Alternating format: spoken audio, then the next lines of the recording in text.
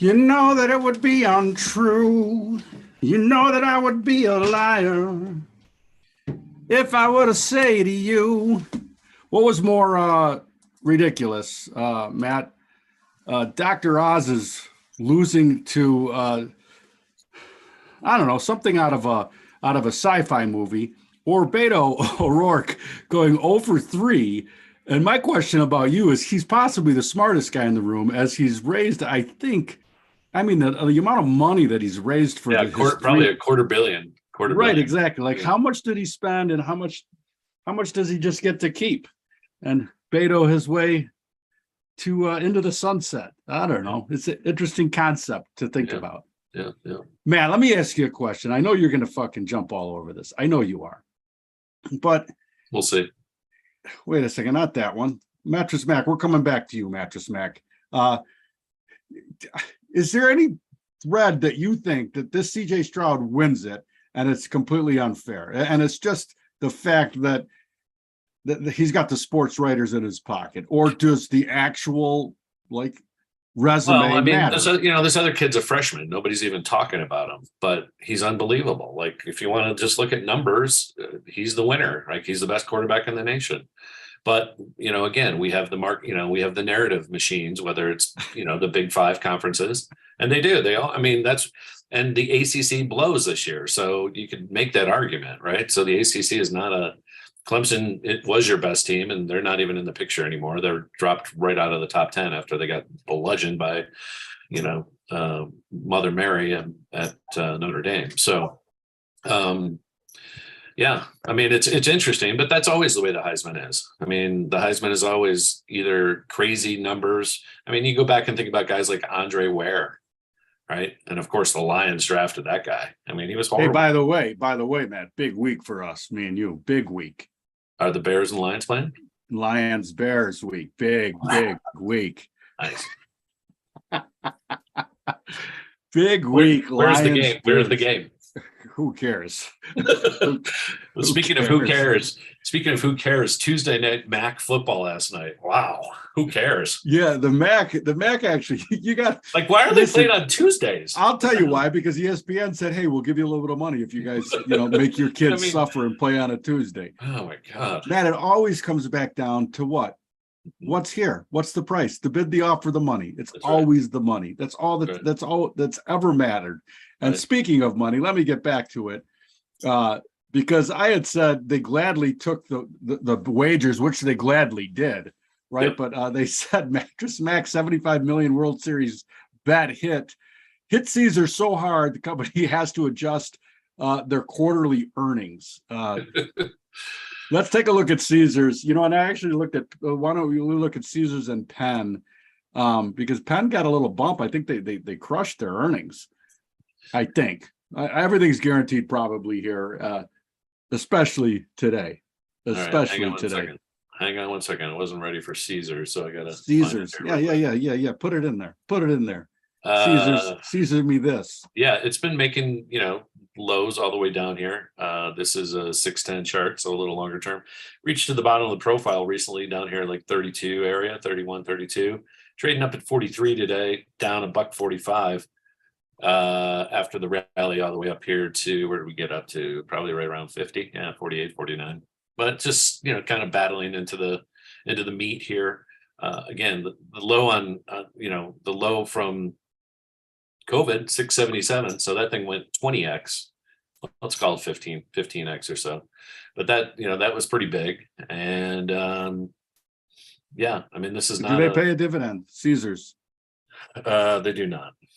I just got to keep saying it. There's some business models where I'm like, are you kidding me? That's all you do is print cash. How could you not pay a dividend? Well, and their earnings were just a week ago, and they actually beat barely, but they did beat. The reported revenue is 2.9 billion, and again, market cap of about 9.3. So this is trading well below, the sales, the sales number you got to figure is right around 12 billion a year. So its market cap is less than one-time sales. So it's cheap, but obviously it's a risky business. Yeah. know? People, I know you know people in the gambling space, and they have said that gambling is pretty much recession bulletproof. People still gamble. They did. Well, that's what they So say, that's but what they say. I don't. I have again, I think, no but we knowledge of also, this. they also haven't, they never, the people that we're talking about weren't really in the business when inflation was there. So I don't know. I can't, That'd what be was, interesting. That actually would be an interesting to what see. was what were the, and again, it's a different world now because you can bet on your phone in so many states, right? So you don't. Did California pass both of their gambling? Oh, did they? Did they? I don't know. I'm asking. I said that I don't know. as a I don't follow rhetorical it. question. I don't follow it. And I would have to, I would have to have our producer get on that because I don't know. But you wanted to look at Penn also, and their earnings, yeah, they smoked them. They, doubled. Reported 72, expecting 36, up 100%. But the revenues, again, 1.62. So yeah, there's plenty of degenerates out there still willing to bet their last dollars on, on a call option, I guess. Right. That's what these people do. The one thing, the prop bets that these things have are crazy now. So that is, I think, what, like, the kids love this shit. They love the crazy bets, so Well, yeah, exactly. And they're just giant cash cows, right? yeah, Because they've done the metric on it, right, right. Right. So this thing, if you want to look at it, really nothing's really happening here. We had a spike. This was the earnings, and we were already trading up into those earnings. So Right on. those earnings happened, last week, and we're down from there. We're not much, but 32 from the high of 34.62. So I don't know. This thing, again, you're already halfway through the busy season, which is football, and baseball's over. You got basketball and hockey going, but we're on the downslope now of really the active betting season. Football's more than halfway through. College football's not 60 or probably 80% done now, and the pro football's got 50% left. But that's the downslope, right? And Right on. most of the people that are already lost their $100 or whatever for the season, they're done. They're not, they don't, like fantasy football. Like, if you're in fantasy football, you're done if your team's lost like the first 6 games, so you don't care anymore. That's what happens. Like, I think it's a depreciating, upside, because people just lose interest. They lose their money and they lose interest. Bingo. And along with that, I think that's a good segue into looking at Robinhood. Because Robinhood, speaking of losing interest, this thing was getting to a point here where it was technically breaking out from the chart people.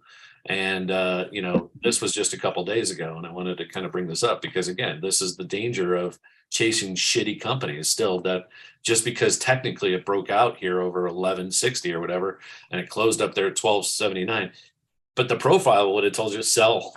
All it's doing is filling into Isn't that. it amazing how things get to it is amazing. It is. And it would have told you don't buy yet. So just because a line is drawn on a chart and you broke out of it doesn't mean you should buy, because this tells you there's plenty of people, even from back in the first of the year, that sold it and bought at higher prices. So they want to get out at break even. They're hoping to get break even.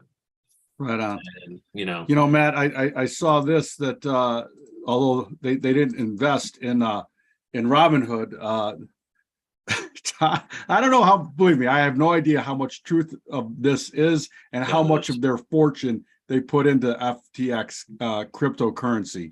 But I wanted to highlight, Matt, that this is the elephant in the room. And if that is totally promotion, right? And if I got to say, we don't know. We don't know this. We don't know know. this. Here, let me continue the thread. Yep. As soon as I saw this, and I was wrong yesterday, I'm like, Binance didn't. Well, I said it. Binance didn't buy FTX. The threads I've read within the past 24 hours were like, they're fine. Don't even worry about it. They're fine. The interesting thing to me is Binance, FTX in particular, these centralized trading exchanges have their own currency, right? Their own token. Right. And generally what the token does is, if you own the token, you get a break on your trading commission at the exchange. So it incentivizes the holding of the token. Here's the problem that I see. And I go back to I talked about last week, I believe, the smartest guys in the room and Enron, and they were able to mark their book on whatever they thought was the future value of these income streams. And my question, it continues to be, like, if they said this guy was worth $16 billion, yeah, that was because he's telling you that the coin was worth this much money. Not only that, did the exchange leverage and borrow money against that mark to market? Because 3 days ago it was worth, $40 a coin. Now it's worth $4 a coin. Well, what if you lent them on the value of the $40 a coin? Anyway, it's amazing to me. We talk about and along the same lines, we're talking about and Robinhood. The reason why it's off is because of what's happening with FTX, right? It's exactly. It's interesting that FTX is bringing down, but they do allow their customers to trade crypto for free, right? That's the whole Robinhood model. Along with that, you have names like MicroStrategy, and I just wanted to bring it up because, again, top of the profile here at 290 here just a couple weeks ago, 290. Now it's down to 180, and less than 10. Let's see, this was the 27th, so we're talking 14 days, 2 weeks. This thing went from 290 to 180 today, Bob, and I mean that's real. That's real pain. Real pain. Absolutely. Back to my thread on cryptocurrency. The whole idea was a decentralized ecosystem that takes power away from centralized entities. And what did they do? They just rebuilt centralized entities that we've seen over this year have just crushed people's invested monies and the value that they've put in towards them. It's the world of irony. We live in the age of irony. Matt, I wanted to say also. Yeah, and let's bring up Bitcoin because we've talked about that $17,000 level for a while, and we sliced through it like butter just before we came on the show. Dipped all the way down to what was it, 16.7 or so. So and I'm going to just remind people that we've said for a long time that 8 to 12,000 is the next level, right? So exactly. Let's just talk about that. Let's talk about that a little bit. Yeah. Okay. So we've gone from 20, again, a false breakout here at 2,100, just like all these things that we're talking about, and 2,100 forward down here. I mean, this is huge. This is almost, what is it? That's $5,000, which is again 25% haircut in about 5 days. So this, you want to talk about what illiquidity does, and this is what's happening to the real estate market. There's no buyers, and there's tons of sellers, but it doesn't. The market doesn't correct like this. If we could actually price real estate in a true pricing market like this is how real estate would look right now. We would be falling. Like, and let's just be clear now, Matt, that floor, that's 18,000 floor now becomes the ceiling. It becomes a giant hurdle to get back above it. Yeah, and it just sits. And just to refresh, we're getting into look at this. We're getting into the hole here. We're getting into this hole, which we said this thing is gonna whoosh. People, they have no idea. Like, again, and there's going to be more shrapnel news coming out of this story, as you said. The Sam Burgermeister, Meisterburger, whatever his name is. We have to cover a hamburger company after you crucify Berkman Kentucky Fried Chicken. We're going to cover McDonald's and Kentucky Fried Chicken on the segue of Sam Burgermeister Fried Chicken. Man, I wanted to share. But I'm just saying, it's going to trade down here. It's going to, the point of control is down here like 8,500. Exactly. Exactly. The meat of this thing is still going here. All these people are trapped. I mean, we're talking back to 2020, everybody that went crazy during COVID and thought that the world was going to the moon. These people are all effed. And so now I think it may just be a slow, steady, 300, 500 a day. But good Lord, you want to buy this thing now? Why? What's left? No chance. Where are the Twinklevoss twins? Where are the Twinkle Toes? Where are those guys? Everybody's quiet in the ecosystem. Man, let me just say too, that greed, and let me just tell you, because it is greed, when you sit there and game the system, which apparently they have been doing, FTX, right? They have their own market maker company that they kind of own, it's a very complicated thing, but I guarantee you it comes down to one thing. back to making more money than seems possible. And oh wow, they're over leveraged. And then when things go south, and I just want to point out that greed is universal and it's system independent, right? And we've covered so many charts over the last year of prices that are just ridiculous, that have no semblance in reality.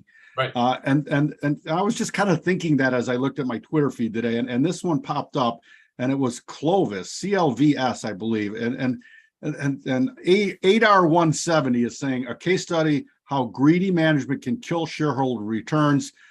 Shareholders finally told company, no way. Yeah, okay, but it's trading at like 48 cents now. And this is a medical company, right? It's been dead for so long. Let me just bring up a chart. Yeah, please do. But this is not like, again, I'm not involved. I wouldn't be involved unless I was involved back here, back when it was $99 in 2017. But this is a long-term chart, right? Again, so yeah, a lot of these biotech companies are heaps. That most of them are that go public. They don't succeed in getting the government to back their vaccine and pay for it, right? That doesn't happen to most biotech companies. So the reality is it's very difficult. So yeah, it's trading here at 26 cents. It was about $1. So, lost another 72%. It's going to zero. Like you said, but it's been going to zero. It's a slow death. Right on. Slow death. And the fact that it's $1 just means that, people, trade it. That's all. So it was a trading device really for the last, it should have been dead probably 2 years ago. They're dragging it out. 2 years ago, it was here at $2. Then it went to $15. Now it's back to 22 cents. So maybe Lee can buy some shares. I don't know. Maybe Lee will. Take it easy now. Take it easy. Show some love here. Listen, for the rest of the year, of course, I'm just teasing, but this just points out like how, it's a pet rock. This is a pet rock. To your point, like there's a lot of Wall Street's the majority. I always like to ask people, when you look at the S&P 500 today, how many of those companies today existed during the last Great Depression in 1929? What's the answer? One. And which one is it? GE? Yes. And do they do anything close to what they did in 1929? No, they do not. Right. They do not.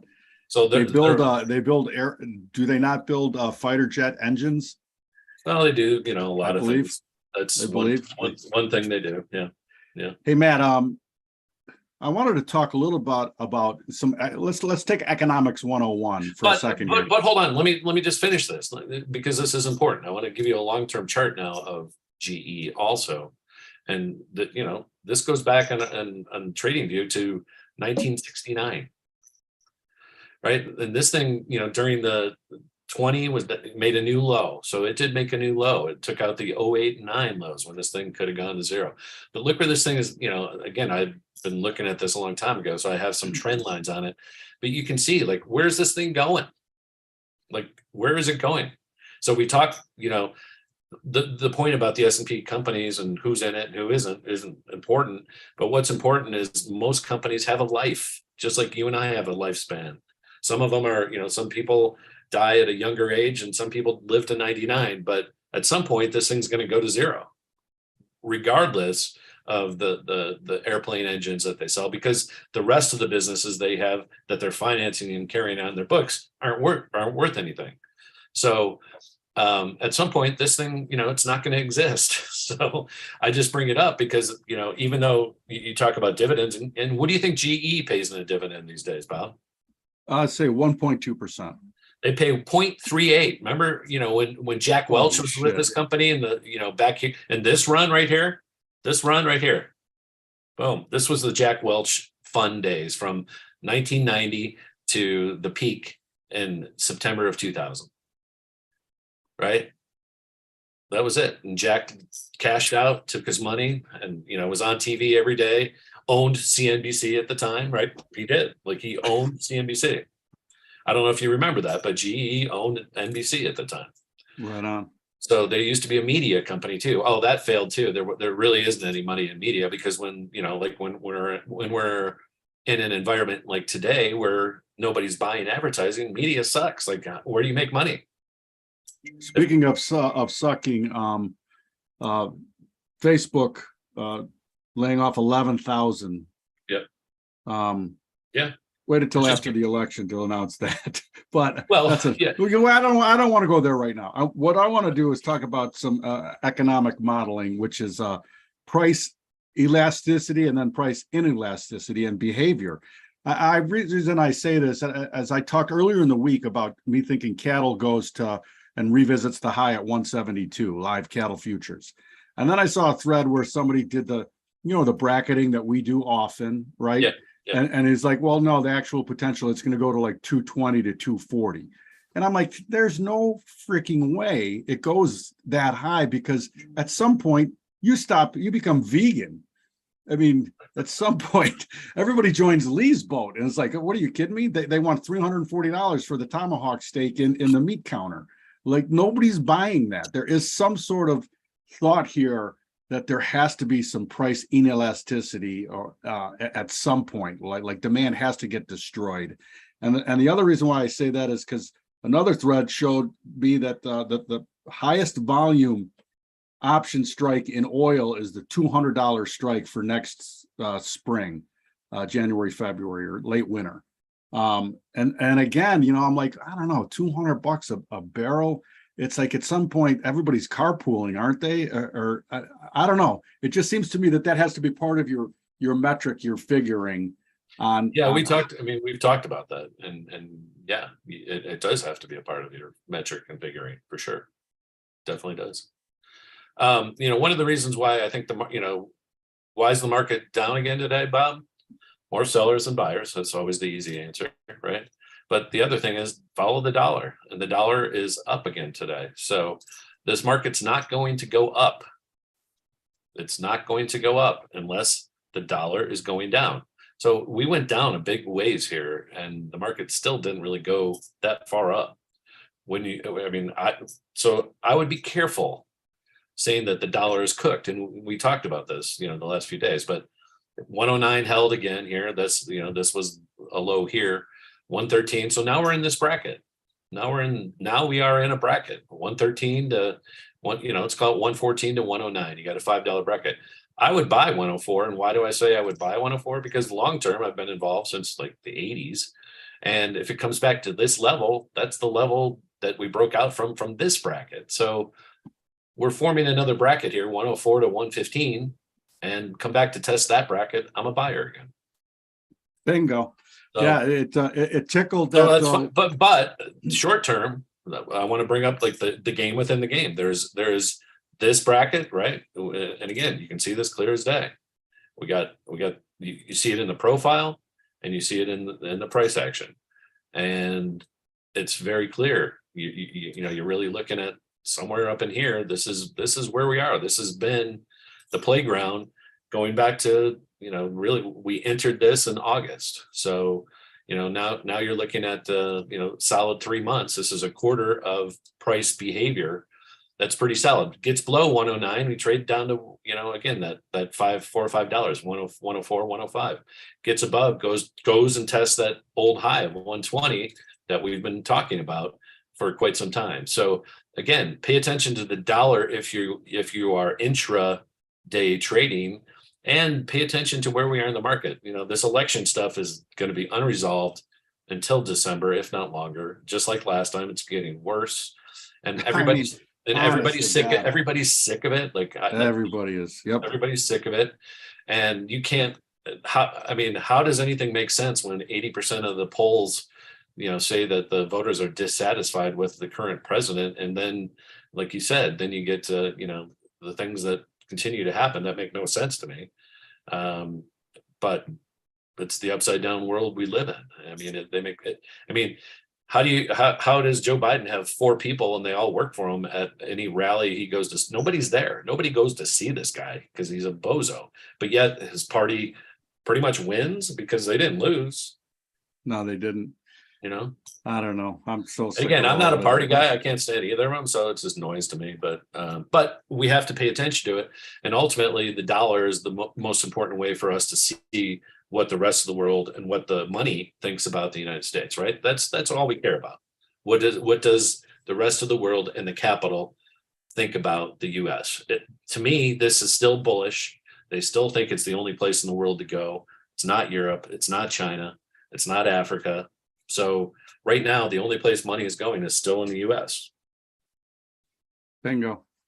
All right. What else, Matt? Anything else? Anything else we got CPI tomorrow, so the market has another Yeah, reason again, let's why not talk a little to, bit about it. The market just stopped trading again today. It stopped trading yesterday for the elections. Now we're stopping for inflation. Maybe there'll be a little lower number tomorrow, and that can be the reason, the reason to have another rally. I don't know. I mean, that's kind of how it feels like. They're just looking, but then you look at these bonds, like they were up today, but now they're getting hit. Like I'm watching it right now. I don't know.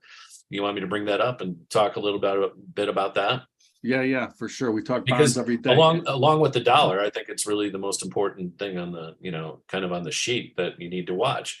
And, if interest rates still aren't high enough, which they apparently, the bonds are telling us they're not, that we've gone red here again. And let me just bring up like the intraday chart if I can get everything looking properly here. But again, we're kind of bracketed here in the bonds, and this is just the ZB that I'm looking at. But we've been here for a week. I mean, this is just the last week of trade. Remember, pretty bullish as you pull back on a longer time frame. We kind of broke out of a range that we've been in, right? And we're, again, from a trend line perspective, we keep riding this, but we didn't make new lows on this test that we recently had here. I think we got close, 118s, 117 and a half or so was about the close before. So, and right now we're at 119. And if you look at this action today, I mean, just look at this real close. I mean, we just sold off. So that's a big move here in the middle of the day. It's kind of strange, actually. So I don't know what to make of it, but we were up big yesterday. I mean, we got down to this low, and then so we went back to the top here and have kind of paused again. So again, the market is really in a kind of do nothing stage, which this is, what we try to teach people is the market can go up, it can go down. And a lot of times, most of the time, it does neither. Exactly. You pull out the paper and do the crossword. So this is one of those times where it's hard, like macro big bets. It's hard to get really long and it's hard to get really short on a number of assets. And I think we're we're about to pivot somewhere, something, but I don't know what that looks like, Bob. And I'm just kind of pointing out here that we're just kind of biding time until that next big thing comes out. And all right, Matt, let's jump back to Facebook, because it's bad news, supposedly laying 11,000 people off. Anytime you lay off people, it's great news for the bottom line. Exactly. So the bad news when it comes to that is it should be bought. And you knew this, but matter of fact, they were telling us the last couple of days when this thing dipped down. I bought some calls actually on Facebook just a couple of days ago because I was like, this thing's coming. They're gonna cut, and I puked them off this morning because I got paid. We were at 87 just last Friday. I think I bought some here when it was like right about 90 and went down to 87. And today we're up here at 102. That's a home run. But that's the trade. I was expecting that move. But really what has happened? Oh, we're just back here. We're just back here to 105. So now the next good, bad news that is good news that they will have, it might get back up into the 120s. But right now, again, not much has changed. But that was just an interim trade, oversold by all metrics. But I mean, this thing, who knows? I mean, if people continue to walk away from these platforms and turn it off, I'm always early on this stuff. Like I said, I turned off Facebook, 2014, 15, because you could just see the angst and the people getting angry back then. That was leading up to Trump. I wasn't on the Trump years. I mean, Jesus. I mean, the people just anti-Trump, blah, orange man, blah, blah, blah, all day, right? They're obsessed. But this thing is getting to a balance, level back to the $80. I mean, it might be time. It's still, there's still, again, $272 billion market cap. It's not tiny, Bob. And it's got a global reach. And for sure, there's been tons of examples of incredibly successful marketing strategies on Facebook. I mean, it's a giant ecosystem for sure. Yeah. 100%. And if they can figure out if we can figure out as a society how to find some sort of reasonable truth and discourse. I mean, can't we just have some discourse? The fact that people get silenced and that's still going on right, left, and center for an alternate opinion is, I mean, it's the downfall of civilization. It truly is. When lying, and that's when you shut down discourse, basically you're lying, because you're not allowing the discourse. When you don't allow the discourse to happen, by definition, you're lying, because half of the truth or discussion of the truth is not being presented. I just want to point out fractals, right? And 80 looks like a good level on this 610 chart, and this is going back 7 years, right? 7, 8 years. So that's a long time, but even longer term, which is still in control here, is not so pretty. So if 80 doesn't hold, I would just say that, you know, if 80 doesn't hold, which is this level, you know, pretty much right here, then a lot of these levels could still fill in, and the point of control goes all the way back to 27 from the life of Meta. So pretty shocking to still see that, but there's still plenty of right side available, and we are well into the, you know, the meat of this value zone on the daily chart, and that takes you again 160 down to 20, and we're sitting, you know, at 87, which is more than, you know, that's more than halfway down to that 120. So not a bullish chart. Again, I would wait for things to, you know, outside of a thing like we just talked about. You knew they were going to be cutting. They were talking about job cutting for the last month. I mean, it was very well telegraphed. So it was, and then as they took the stock lower, and then once they bring out the news, this is the reaction you get. But is it going to be long, you know, sustaining and last for a while? I don't know. Probably not. Yours. Yep. Yours. Yep. Yours. He says yours. Matt, I wanted to and the bonds share this. And we're going to the lows of the day here across all indices again. Maybe you can, you know, Matt, I was thinking about the FTX coin, FTT, Matt, and the Binance coin.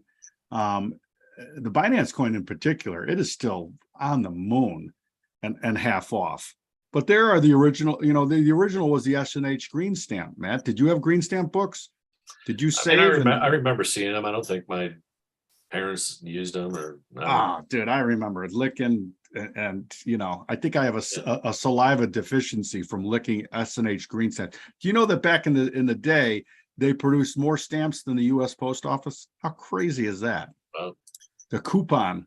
The printer. I'm just going to tell you right now, coupon clipping is going to become great again. So I don't know who's in the space of listen. You want to look at the FTT coin? Let's look at it. This is a 610 chart.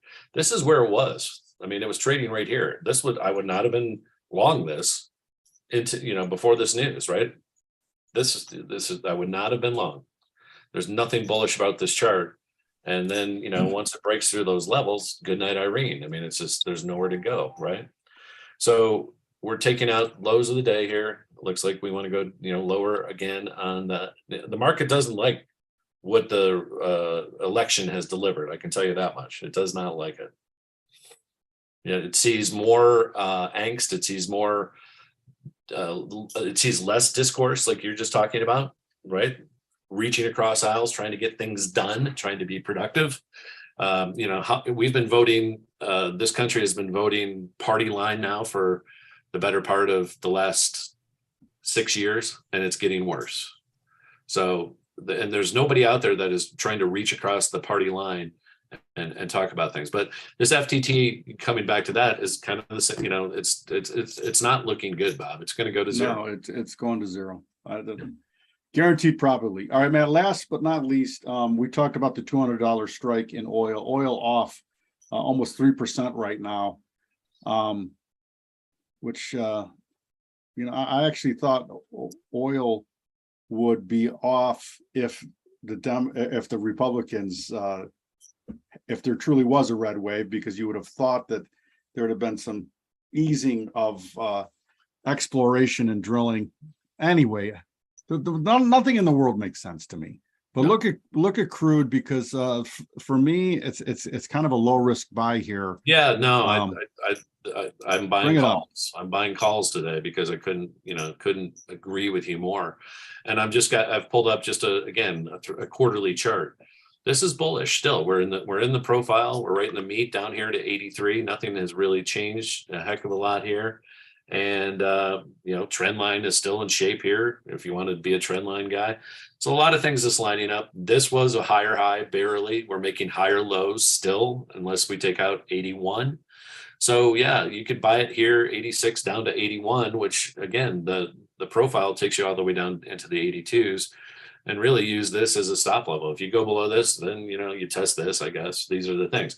And I always use closing prices, right? So a daily close below 81.27, a daily close, not a shakeout in the middle of the day. So again, we've come off $7. Do we need to come off another 3? Maybe. But Bingo.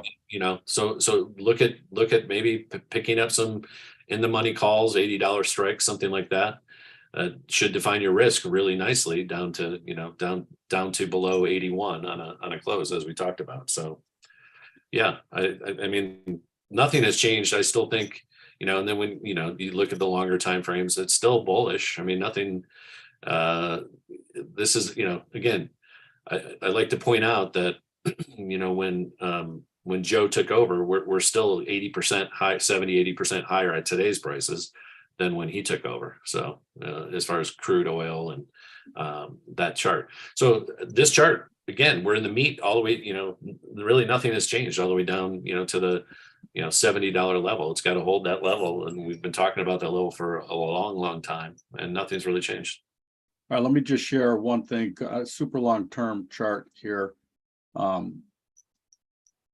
In crude also, but it's interesting here on the monthly. Again, we've come down, and this lower momentum level coming in at 79.92, 79.63, maybe that's what the chart is telling me.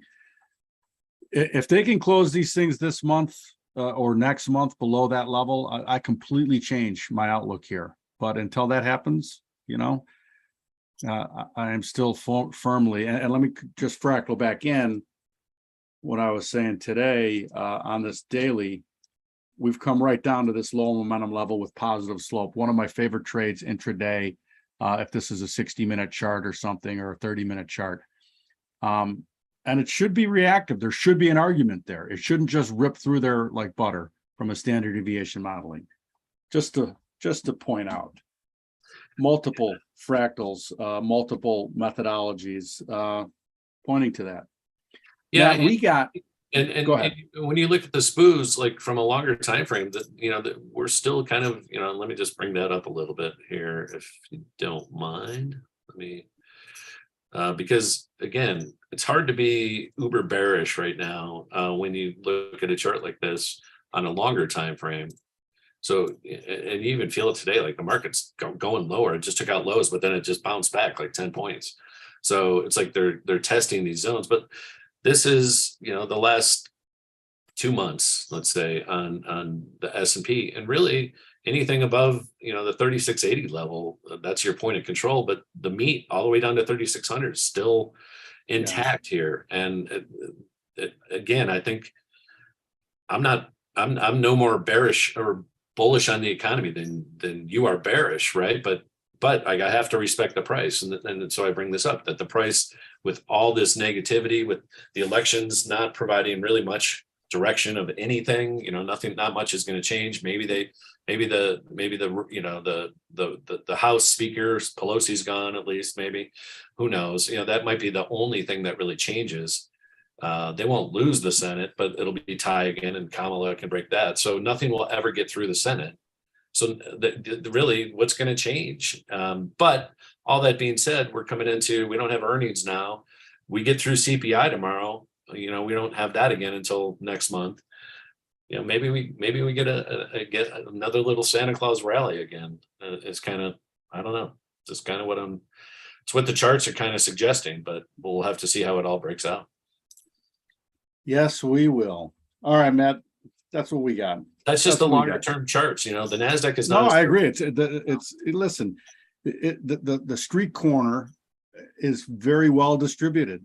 There's a lot of price action, and there's a lot of people that are finding value here. So yeah, until it does one thing or the other, I agree. And even on the NASDAQ, it's not it's not as good of a it has not performed as well as say the S&P, but it has performed. And this, we're not taking out these, we almost went back and tested the lows, the all-time or the recent lows on the NASDAQ. We got to 6 and now we're sitting there at 10.9, but really, again, pretty good. Is like, if we get a couple 100-point dip, I might buy down in there, and risk that low right now, just because the profile says there's a lot of hands here that are yeah, I couldn't agree more. There's a battle going on right now, right? So, and maybe you want to be in a little bit with some calls before the CPI. I mean, we all know inflation's high, but is it going to be like up 4% again tomorrow? I don't know, probably not. I would say they're going to celebrate with, some new, blue state finagled numbers for the news tomorrow. It's a hard market. Right. Listen, this is a difficult market. Listen, let me just tell you something too, and I'll go back to this.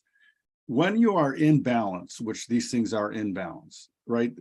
Pretty much on a longer time, like a middling time frame. Yes. The beautiful thing about being in a trading pit was that you were part of the price discovery process, so you could just partake bid offer and just like nothing's gonna.